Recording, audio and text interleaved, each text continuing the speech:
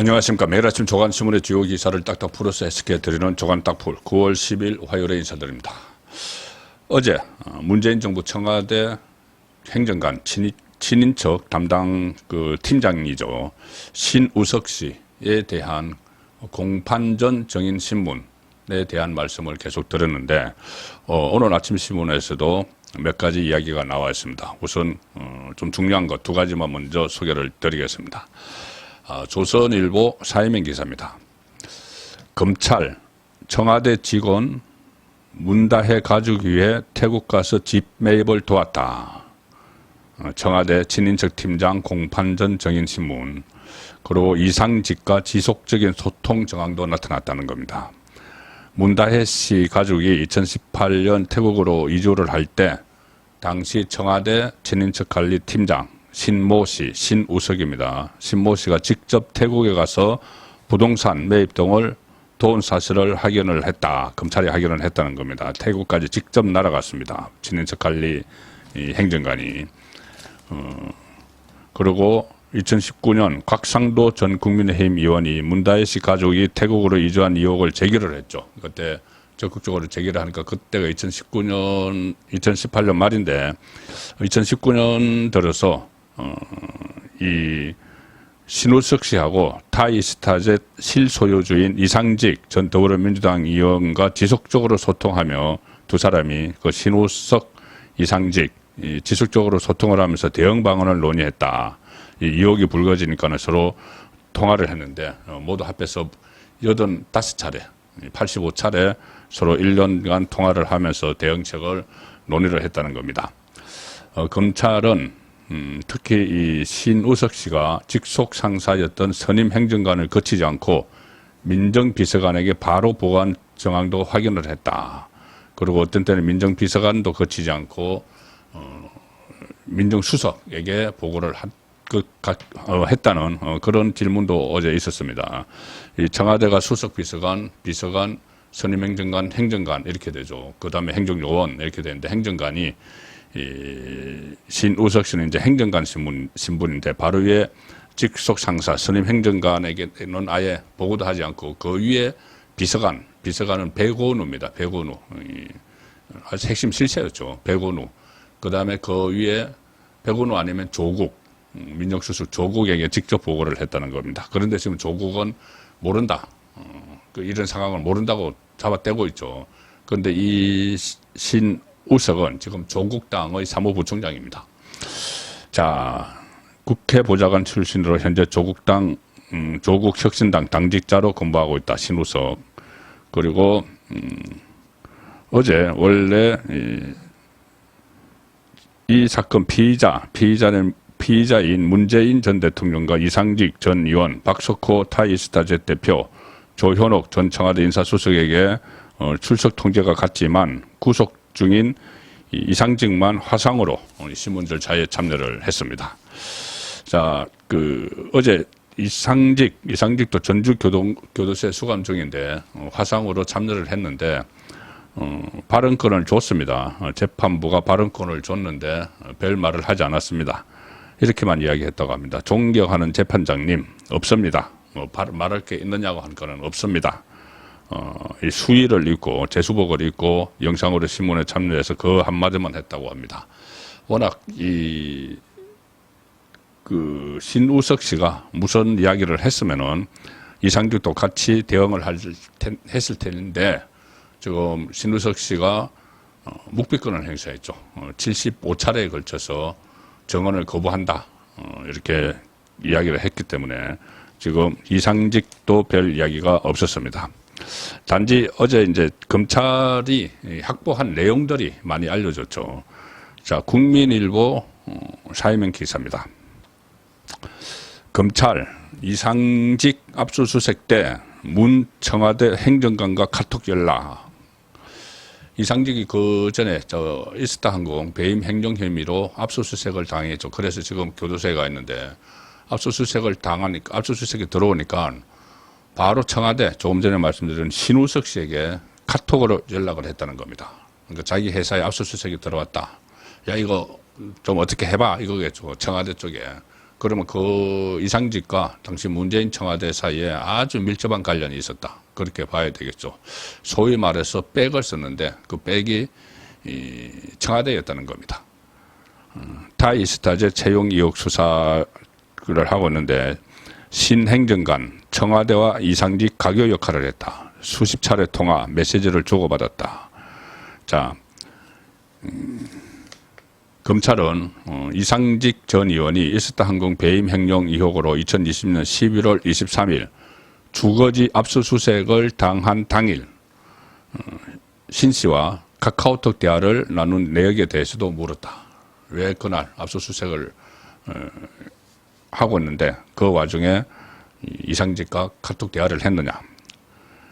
검찰 수사가 진행이 되는 상황에서 이들이 어떤 이유로 연락했는지 좀 확인하겠다는 취지였지만 이 역시 정언을 거부를 했습니다. 신우식 씨는 나중에 본인이 이 피의자로 지금은 참고인인데 피의자로 전환될 가능성이 있어서 정언을 하지 않겠다 이렇게 이야기를 했죠. 피의자는 이제 자기 방어권이 있으니까 법원에서 이렇게 정언을 하지 않을 수가 있다고 합니다. 그런데 아직 피의자로 전환이 안 됐기 때문에 이렇게 진술을 거부하는 것은 부적절하다. 대통령실에서까지 근무했던 사람이 자 그런 그 검찰의 압박도 있었지만 결과적으로 아무 별다른 말을 하지 않았습니다. 향후 검찰이 이제 신 씨와 이상직 간의 대화 내용 그리고 윗선 보고 여부를 규명할지가 수사의 관건이 된다. 윗선이라는 것은 지금 당장은 당시 조국 민정수석 아니면 임종석 비서실장인데 여기서 거치지 않고 문재인에게 다 보고가 되겠죠. 문재인 딸 이야기입니다. 그 문재인 다 알고 있다. 문재인 김정숙 그럴 수밖에 없는 상황인데 자, 이 이야기 지금 어제 말씀드린 대로 신우식과 죄송합니다. 신우식입니다.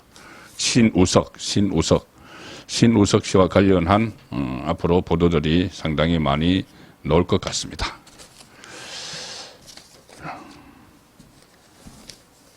어제 이 대정부 질문이 시작이 됐는데 여기서도 문재인 딸 이야기가 많이 나왔습니다. 문다혜 씨 이야기. 그러니 또 김건희 특검 이렇게 또 맞불을 놨죠. 지금 민주당에서는 뭔가 이렇게 분리해지면 무조건 김건희 갖다 붙여서 김건희 특검 이렇게 맞불을 놓습니다. 이재명 리스크도 그렇고 문재인 리스크도 그렇고 참 그런 빌미를 준 것이 좀 안타깝기도 합니다. 조선일보 6면 기사입니다.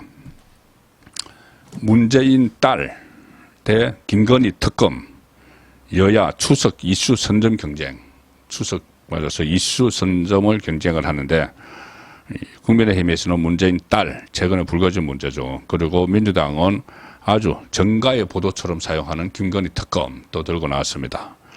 명절 앞두고 나흘간 대정부 질문을 지금 하고 있는데 야당에서는 김건희가 대통령이라더라 뭐 이런 말까지 나왔고 법사위 소위에서 특검법을 단독 처리를 했습니다. 김건희 특검법 그리고 최상병 특검법도 단독 처리를 어제 했죠. 자, 그러니까 여당에서는 이렇게 이야기합니다. 문재인 캥거루 게이트다. 문다혜 씨, 문재인 캥거루 게이트다. 요즘 캥거루족 하면은 나이가 들었는데도 어떤 뭐 독립 생활을 하지 않고 이 좀 나이 그 늙은 부모 밑에서 그냥 안주하는 사람들을 캥거루족 이렇게 부르죠. 국민의힘 의원들은 민주당이 이재명 대표의 사법 리스크를 무마하기 위해서 선동을 남발하고 있다. 권성동 의원은 민주당은 윤석열 정부 출범 이후 무려 18건의 탄핵 소추안을 발의했다. 이 대표에 대한 수사를 지연시키고 검사를 겁박하려는 의도다. 이렇게 비판을 했고 특히 문재인 전 대통령 딸 문다혜 씨가 자신을 돌에 맞은 개구리라고 표현을 했었죠. 돌에 맞은 개구리. 그 표현을 한 것을 빗대서 억울한 개구리가 아니라 권성동 의원의 대정부 질문 내용입니다. 억울한 개구리가 아니라 몰염치한 캥거루다. 그래서 문재인의 캥거루 게이트라고 이렇게 이름을 붙이기도 했습니다.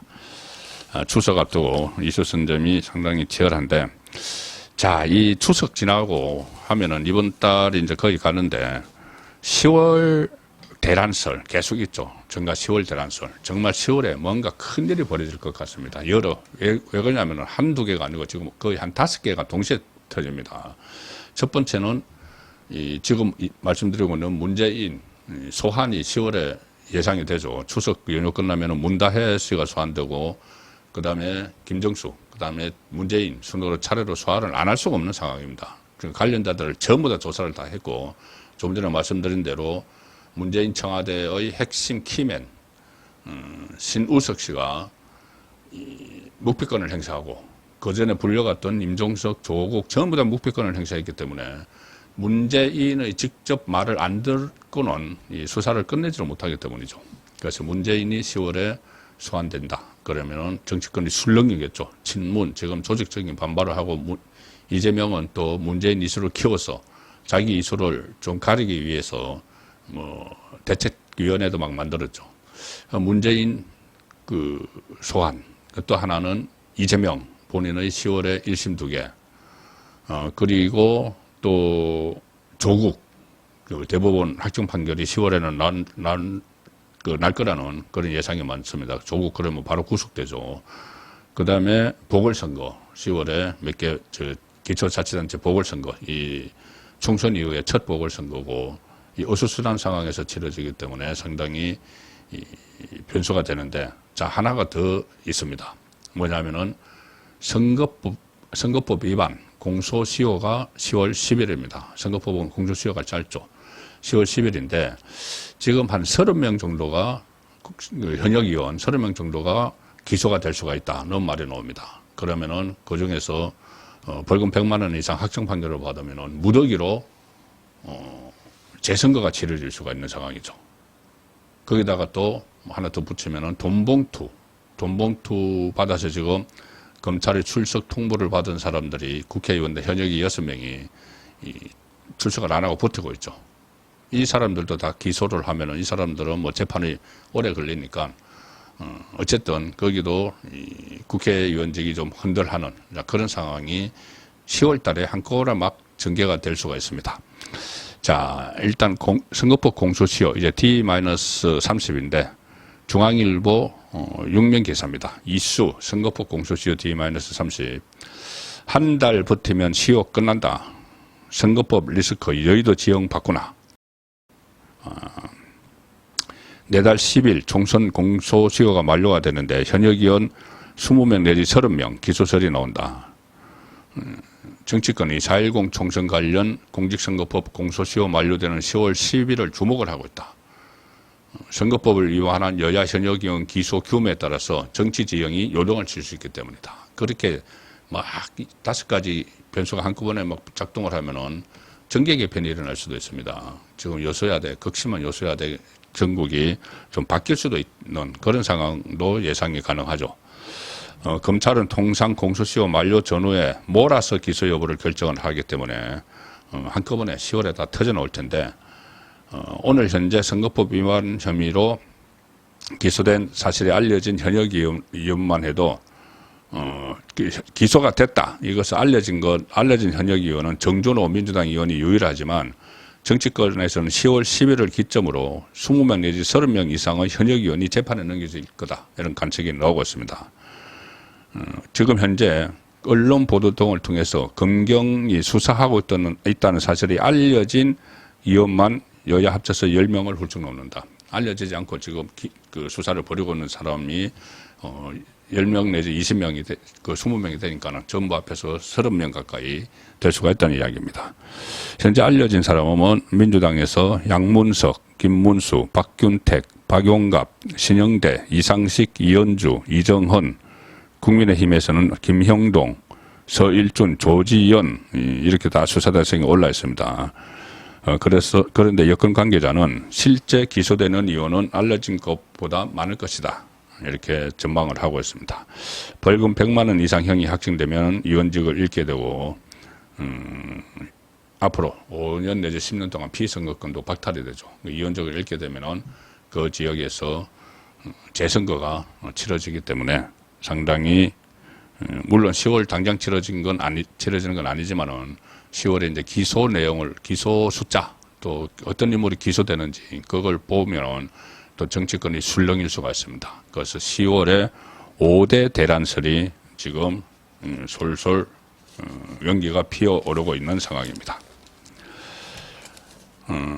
정치권이 좀 바뀌기는 해야 될 것 같습니다. 정말 수준이 형편없는데 조국 같은 경우는 어제 교섭단체 대표연설이라고 하면서 그냥 정책이라는 거는 하나도 없고 정책은 없고 무조건 윤석열 대통령 공격하고 김건희 비판하고 조롱하고 야유하고 그런 이야기만 다 쏟아냈습니다. 그래서 소개해드릴 그 가치도 없어서 제가 말씀을 안 드리는데, 자, 이런 그 수준의 정치인들도 있습니다.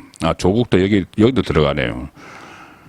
이 기사는 어제 좀 말이 많았던 내용인데, 동아일보 5면입니다. 진성준, 조국, 유튜브에서 한동훈 외모 품평 논란. 한동훈의 외모를 낄낄거리면서 품평했는데 김어준 유튜브 나가서 했습니다. 진성준 정책위 의장이라는 사람이 또 당대표라는 조국이라는 사람이 김어준 유튜브에 출연해서 국민의힘 한동훈 대표의 외모를 품평한 사실이 뒤늦게 알려졌다. 6일날 그 유튜브에 출연이 있었습니다. 진성호는 정책위 의장인데, 진성준 정책위 의장인데, 진성준 정책위 의장이 김어준 유튜버의 공개방송에 출연을 해서 진성준이 그때 한동훈과 이재명이 대표회담을 가질 때 배석을 했죠. 그래서 이제 한동훈을 본 소감을 김어준이 물어봅니다. 김어준이 뭐라고 하냐면은 한동훈 대표 키가 180cm가 맞느냐 이렇게 물어봅니다. 그러니까 진성준이 한다는 말이 그날도